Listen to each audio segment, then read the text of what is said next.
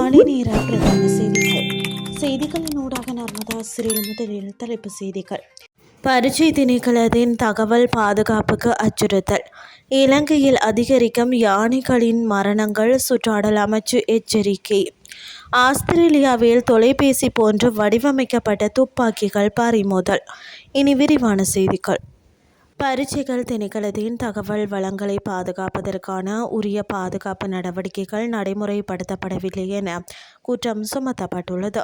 தேசிய கணக்காய்வு அலுவலகத்தின் சமீபத்திய அறிக்கையில் இந்த குற்றச்சாட்டு முன்வைக்கப்பட்டுள்ளது. அதன்படி திணைக்களத்தின் மின்னஞ்சல் ஊடாக முக்கியமான தகவல்களை பரிமாறும் போதும் தரவு மறையாக்க முறைகள் பயன்படுத்தப்படவில்லை எனவும் மின்னஞ்சல் வடிகட்டுதல் செயற்படுத்தப்படவில்லை எனவும் கணக்காய்வு அறிக்கையில் குறிப்பிடப்பட்டுள்ளது. மேலும் சந்தேகத்திற்கிடமான செயற்பாடுகள், வைரஸ் அச்சுறுத்தல்கள், அமைதியற்ற அணுகல்கள், கோப்புகள் மாற்றியமைக்கப்படுதல் அல்லது சைபர் பாதுகாப்பு கொள்கை மீறல்கள் தொடர்பில் தகவல் அதிகாரிகளுக்கு அறிவிக்குமாறு ஊழியர்களுக்கு உரிய அறிவுறுத்தல்கள் வழங்கப்படவில்லை எனவும் தெரிவிக்கப்பட்டுள்ளது. தகவல் மற்றும் சைபர் பாதுகாப்பு தொடர்பான பொறுப்புகள் குறித்தும் திணைக்கள அதிகாரிகளுக்கு முறையாக தெளிவுபடுத்தவில்லை என அறிக்கையில் சுட்டிக்காட்டப்பட்டுள்ளது.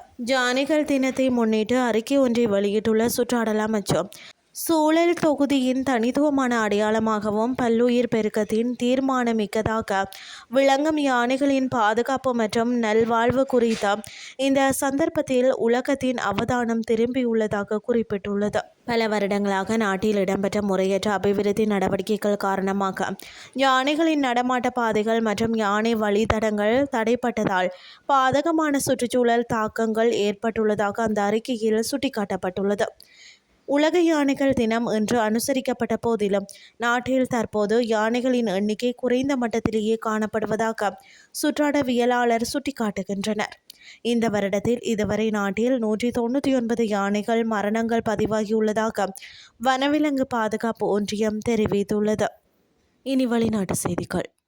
ஆஸ்திரேலியாவின் குயின்ஸ்லாந்தில் மொபைல் போன் வடிவில் மடிக்கக்கூடிய 2 கைத்துப்பாக்கிகளை பறிமுதல் செய்த காவல்துறையினர் இது தொடர்பாக 4 பேரை கைது செய்து வழக்கு பதிவு செய்துள்ளனர்.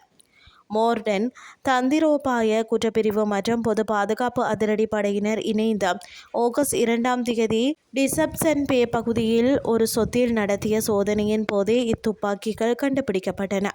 நீண்ட விசாரணைக்கு பிறகு இந்த விவகாரம் தொடர்பாக 4 பேருக்கு எதிராகவும் நீதிமன்றத்தில் வழக்கு தாக்கல் செய்யப்பட்டுள்ளது.